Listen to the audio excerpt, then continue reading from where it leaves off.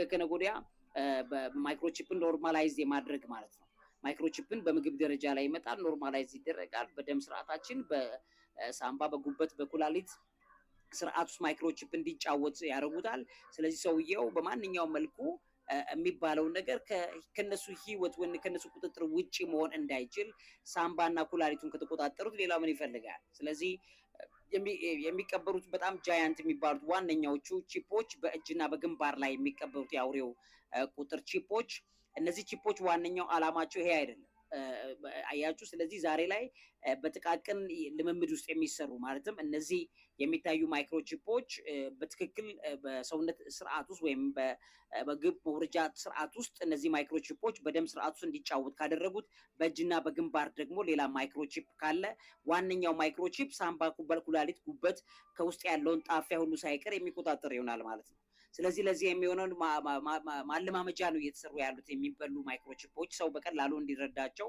ግን ለመድኃኒት እየወሰድክ እንደሆነ ይቆጣጠራሉ። ምግቡ፣ ቫይታሚኑ መመጣጠኑ፣ እንደገና ደግሞ ፕሮቲን በአግባቡ በሰውነት ውስጥ ምን ያክል የፕሮቲን መጠን እንደሚያስፈልግ፣ እንደገናም ደግሞ ምን ያህል የካልሲየም መጠን በሰውነት ውስጥ እንደሚያስፈልግ ሪፖርት እያደረጉ ለሐኪም ይነግራሉ ነው እነዚህ ማይክሮቺፖቹ ማለት ነው። ለዚህም እነዚህ ማይክሮቺፖች መጠቀሚያ ከዚህ በፊት የተሰሩ የነበሩ እነዚህ ማይክሮቺፖችን እንዴት ሰውየው መጠቀም እንዲችል ለማድረግ ደግሞ አሁን በቺዝ በምናምን አድርገው አመጡት ማለት ነው። ስለዚህ ቺዙን የሚመገባው ሰውዬ አብሮ ማይክሮቺፑንም ይመገባል። ስለዚህ ሰውየውን እንዴት ይዋጠው? በምግብ ውስጥ አድርጎ እየበላው ይውጠዋል ማለት ነው ማይክሮቺፑ። ስለዚህ ጎጂነት እንደሌለው ተደርጎ የተሰራ ነው። ዋነኛው አላማው ግን በሰውነት ውስጥ እንዲቀመጥ ማድረግ ነው።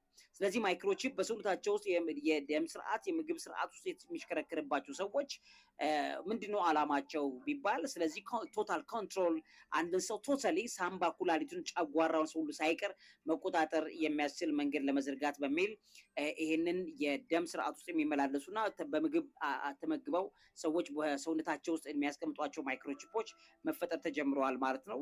ስለዚህ ነገ ከነገ ወዲያ ካንሰር ሕክምና በማይክሮቺፕ ይሆናል፣ ውስጥ በሚመላለስ ማይክሮቺፕ።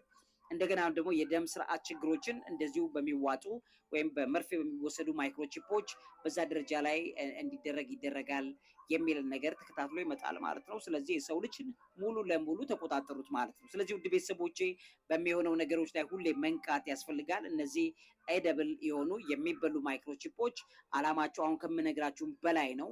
በየጊዜው ስትሰሙትና ታዩታላችሁ። ግን ዓለማችን በክፋት የተጠቀለቀችበት ዘመን ላይ ስላለን መንቃት፣ መትጋት፣ መጸለይ ያስፈልጋል የሚለውን ነገር በመረጃ ልነግራችሁ ወደድሁ።